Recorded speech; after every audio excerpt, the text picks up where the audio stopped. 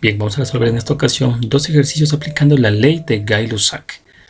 Bien, esta ley manifiesta entonces que si en un gas la masa y el volumen permanecen constantes, se cumple que la presión es directamente proporcional a la temperatura absoluta. Es decir, que se cumple la siguiente expresión, que indica entonces que el cociente entre la presión y la temperatura de un gas en un instante inicial va a ser igual al cociente entre la presión y la temperatura absoluta del gas en un instante final. Bien, entonces vamos a aplicar esta expresión en varios ejercicios. El primer ejercicio dice así: un cilindro de acero contiene un gas ideal a 27 grados centígrados. La presión manométrica es de 140 kilopascales. Si la temperatura del recipiente se eleva hasta 79 grados centígrados, ¿cuál será la nueva presión manométrica? Vamos entonces con la información de este problema y tenemos aquí un gráfico de este problema. Nos habla de un cilindro de acero que contiene un gas. Tenemos en esta parte del cilindro. Y nos da también la temperatura a la que se encuentra inicialmente ese gas, que es de justamente 27 grados centígrados. Colocamos entonces como dato una temperatura 1 de 27 grados centígrados. También nos dan la presión manométrica a la que se encuentra ese gas, es decir, la presión 1. Colocamos entonces como dato la presión 1 de 140 kilopascales. También nos indican que la temperatura de ese recipiente se eleva hasta 79 grados centígrados, es decir, de esta forma, ¿no? Eso colocamos entonces como la temperatura 2 como dato. Ahora bien, el hecho de que se eleve la temperatura va a causar que las moléculas del gas pues se agiten de esta forma, ¿no? Con lo cual la presión va a aumentar. Es decir, aquí tenemos una presión 2 que no sabemos cuánto vale y justamente nos piden calcular esa presión. Entonces ponemos aquí la presión 2 como incógnita. Bien, entonces vamos a partir con la resolución de este ejercicio. Bien, entonces antes de aplicar la expresión de la ley de Gay-Lussac, que es esta de acá, recordemos que esta expresión contiene los valores de la presión absoluta y la temperatura absoluta. Y si observamos aquí en los datos, tenemos la temperatura en grados centígrados. Sí, tanto la temperatura 1 como la temperatura 2. Y la presión, recordemos que nos daban como dato la presión manométrica. Por lo tanto, antes de aplicar la ecuación, debemos transformar esas unidades. Vamos a empezar entonces con las temperaturas. Vamos a transformar las temperaturas 1 y 2 a temperatura absoluta. Para ello, ¿qué hacemos entonces? Vamos a sumar esa temperatura en grados centígrados. Vamos a sumar entonces el valor de 273 para convertirle a una temperatura absoluta. Esto nos da entonces la temperatura 1 de 300 grados Kelvin. De una forma, con la temperatura 2, que era de 79, le sumamos entonces 273 y eso nos da un valor de 352 Kelvin, que es la temperatura absoluta 2. Bien, ahora, ¿qué ocurre con la presión?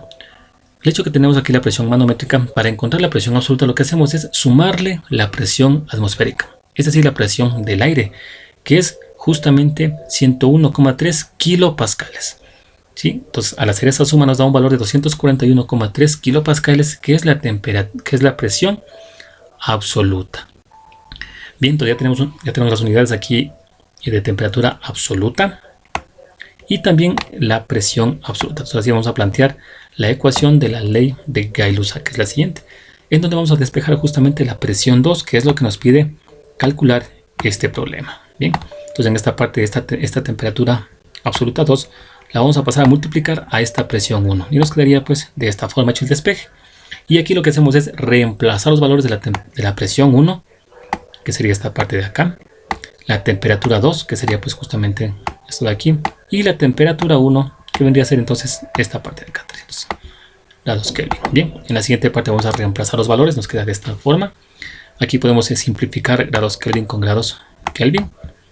Y al hacer aquí esta operación de multiplicar estos dos valores y dividir entre 300, nos queda un valor de 233,13 kilopascales. Ahora bien, recordemos que en esta parte, esta presión que aquí obtuvimos es justamente la presión absoluta, ¿sí?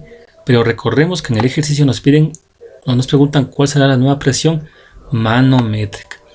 Por lo tanto, para encontrar la presión manométrica, lo que hacemos es a esta presión absoluta que calculamos, le vamos a restar ahora el valor de la presión atmosférica, que recordemos era de 101,3 kilopascales. Entonces eso tenemos en el siguiente paso.